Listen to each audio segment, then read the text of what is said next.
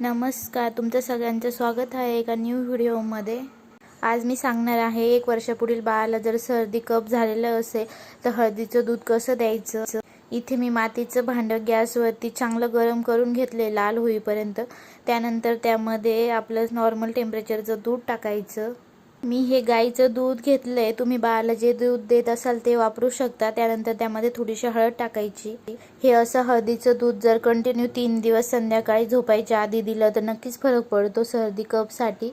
मी आद्विकला खूप वेळेस दिलेला आहे आणि त्याला याचा फरक पण होतो। जुनी माणसं मातीचे भांड्यात जेवण बनवायची तर कमी आजारी पडायची।